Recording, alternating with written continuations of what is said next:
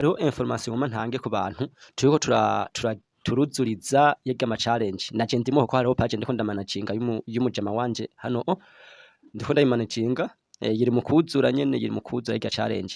ntiyibonye iga challenge yo kuzuriza ibihumbi amajana 3 views aho niko babironse biga bihumbi kandi mwijajare mushire ku mwete ikintu cyame naciye nkora ndashinduka kuraba amategeko yuko yaba yahindutse ikintu cyame natanguye kuraba yari country eligibility umva ibihugu birekuriwe guhembwa na Facebook muri Afrika cansanga hibereye ko Kenya Tanzania South Africa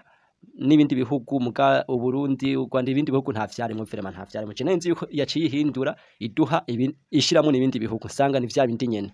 aho hantu cangumana ikibazo candibaza none bizogenda gute none mugabo uyu munsi naho ndaciye nsubira kuraba amategeko nsanga vya bihugu Facebook yabifuse vyose ubu nta gihugu na kimwe kiriho mugabo rero nkaca ndibaza none kubera yabifuse igomba itangura ndi rutonde bo bisigura yuko Facebook nta rundi rutonde rw'ibihugu igomba itange kubera ko yamaze gutanga higa challenge we nimba yaragwa higa challenge yabanye yuko bikwiriye kandi ntere kufa kuko higa challenge itasuzumye page yawe canke profile yawe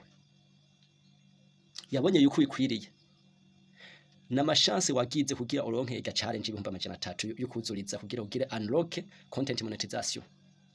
bo ni wayuzuriza ega challenge Facebook izociguha imisi 28 yo gucekinga yo kuraba yuko wakurikije amategeko itegeko rya mbere yuko wahora uploadinga urumva upibiliya ama content yiwawe yo bita original content ata bintu vy'ama copywriting ukoresha indirimbo z'abandi upanya handi atari uhusuzi ubifitiye umva izo kuraba nyene yuko ari wahora postinga ibintu vyiwawe hamiciraba yuko wahora uraronka ama engagement fake engagement naho nyene izobiraba niyo mategeko ndasomye ya Facebook hamikina shizociraba izociraba yuko ico gihugu urimwo cemerewe guhembwa na Facebook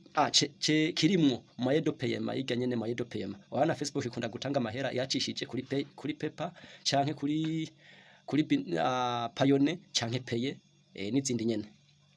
Zambia izo zirakora Payone zirakora Paye barazikoresha ni benshi lecha ndibaza no mu Burundi PayPal murayikoresha Payone irakora hiyo mu Burundi nimba ikora aho sawa uzoba uri ivyo nivyo uzoraba